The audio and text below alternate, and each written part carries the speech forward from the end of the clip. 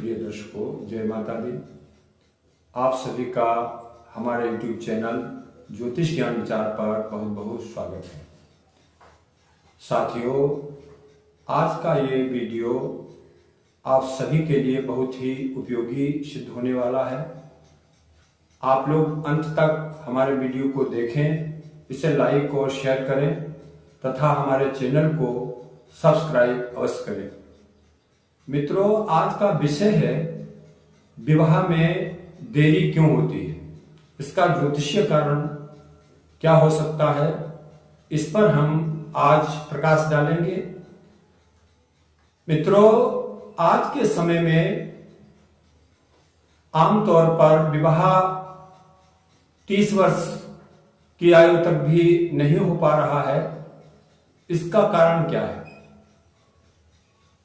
तो सबसे पहले आप लोग ये समझ लें कि किसी जातक की कुंडली में विवाह के कारक ग्रह मुख्य रूप से 2 होते हैं, शुक्रदेव या देवगुरु बृहस्पति। पुरुष जातकों की कुंडली में शुक्र का विशेष महत्व होता है, वहीं स्त्री जातक की कुंडली में देवगुरु बृहस्पति का महत्व होता है।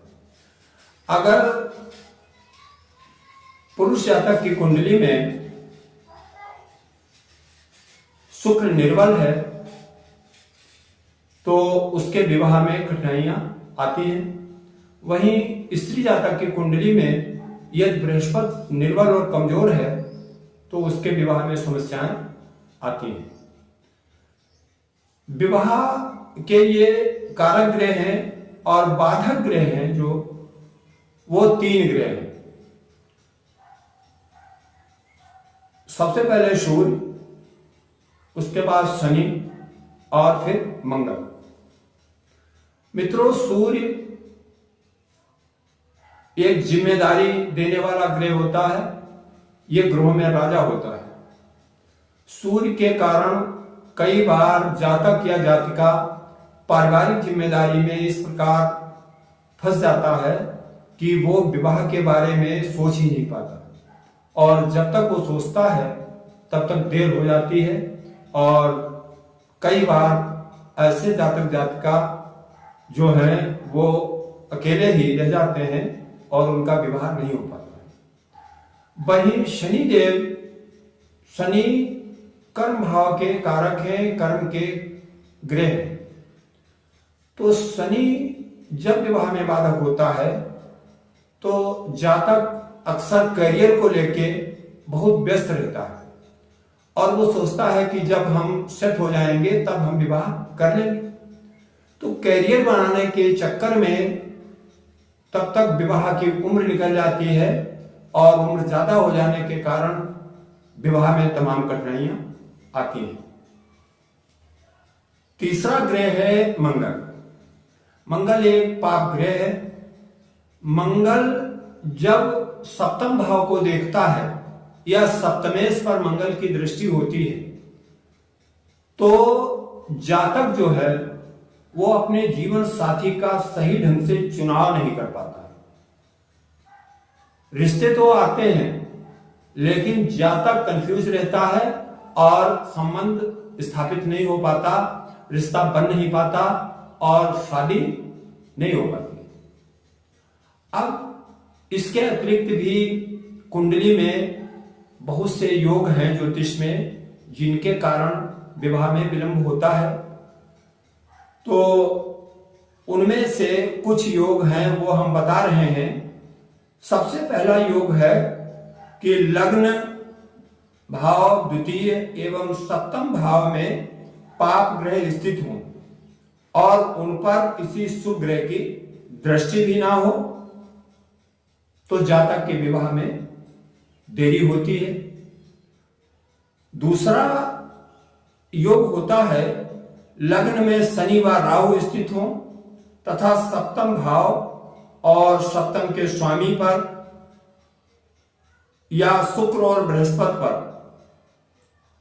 किसी शुभ ग्रह की दृष्टि ना पड़ रही हो।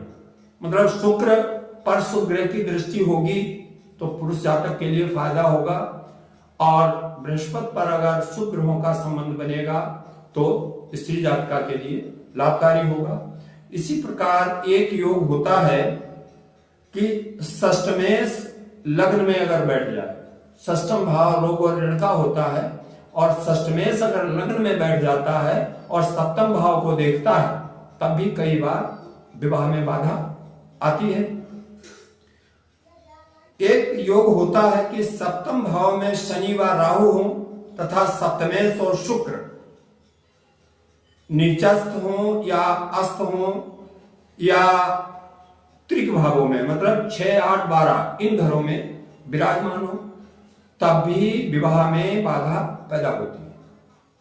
तो मित्रों, ये विवाह में विलंब के कारण हैं। अब उपाय की बात करते हैं।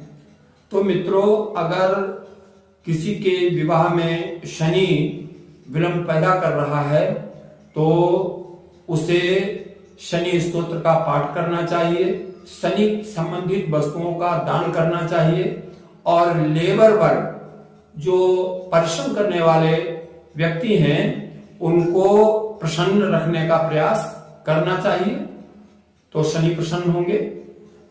अगर विवाह में सूर्यदेव बाधक हैं तो पिता का पूरा आदर करो और सूर्य भगवान को प्रतिदिन लाल पुष्प, लाल चंदन डाल करके जल में और ताम्र पात्र से आप सूर्य भगवान को जल चढ़ाना शुरू कर दें। सूर्य गायत्री का आप जाप भी कर सकते हैं, इससे भी सूर्यदेव प्रसन्न होंगे।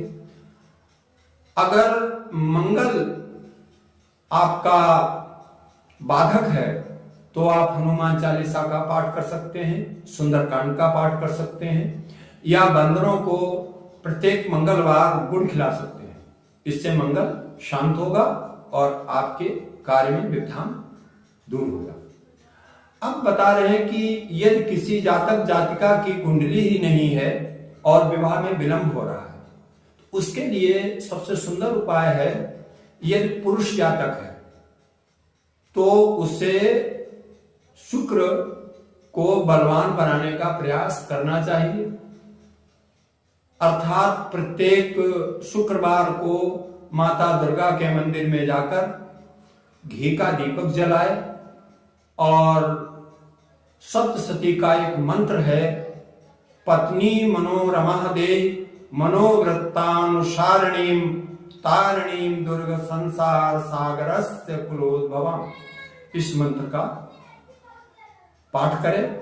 और यदि स्त्री जात का है तो उसके लिए उपाय है कि वो केले के वृक्ष के पास बैठकर ओम ब्रीं बृहस्पते नमः मंत्र का नित्य प्रति 1 माला जाप करे और बृहस्पति देव की पूजा करे, तथा प्रत्येक बृहस्पति को बेसन, गुड़ और हल्दी मिलाकर एक लड्डू बना ले और गाय को सुबह खिलाए,